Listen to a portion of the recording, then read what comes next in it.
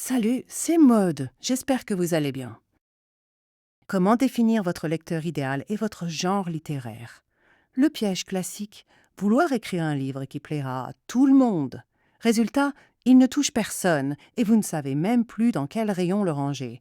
Ce tuto de 5 minutes va vous aider à positionner votre roman avec précision et à donner un visage et des attentes à la personne qui va le lire. Astuce 1, le test du rayon librairie. Trouvez vos livres voisins.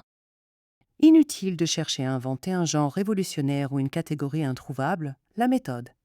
Identifiez 3 à 5 livres déjà existants que le vôtre pourrait côtoyer sur une table de librairie ou dans les recommandations en ligne d'un lecteur. Pourquoi ça marche? Ces comparaisons révèlent immédiatement votre véritable genre littéraire, aux, thriller psychologique domestique plutôt que juste policier, et mettent en lumière les attentes précises de ce lectorat. Astuce 2. Fuyez le syndrome du livre pour tout le monde. Si vous dites que votre livre s'adresse à tous les amateurs de belles histoires, vous faites fausse route. La réalité du marché.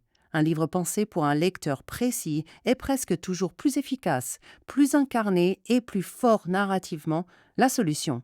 Acceptez de perdre les lecteurs qui ne sont pas votre cible pour mieux captiver ceux qui attendent exactement ce que vous avez écrit. Astuce 3. Esquissez le portrait concret de votre lecteur idéal.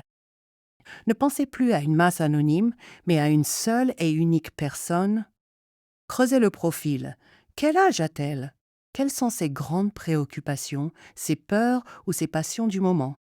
Quels autres types de livres, de films ou de séries elle consomme en plus de lire? L'impact sur l'écriture. Plus votre lecteur idéal a un visage clair, plus vous saurez quel code respecter, quelles émotions secouer et quel ton employer. Astuce 4. Utilisez votre cible pour vous simplifier la vie. Savoir à qui vous vous adressez n'est pas seulement utile pour l'écriture, c'est l'arme absolue pour le marketing. Le bénéfice. Quand vous connaissez votre genre et votre lecteur, tout devient plus facile. Trouver un titre accrocheur, rédiger un résumé de 4 lignes percutant ou savoir où et comment parler de votre livre. La checklist du positionnement. Ai-je identifié 3 à 5 livres cousins de mon projet? Mon genre littéraire est-il précis, au-delà des grands classiques? Est-ce que je vise un public ciblé plutôt que tout le monde? Suis-je capable de décrire concrètement les goûts et l'âge de mon lecteur type? Et vous, avez-vous identifié votre lecteur idéal et votre genre littéraire? On se retrouve dans la prochaine vidéo pour répondre à la question. Combien de temps faut-il en moyenne pour écrire un livre?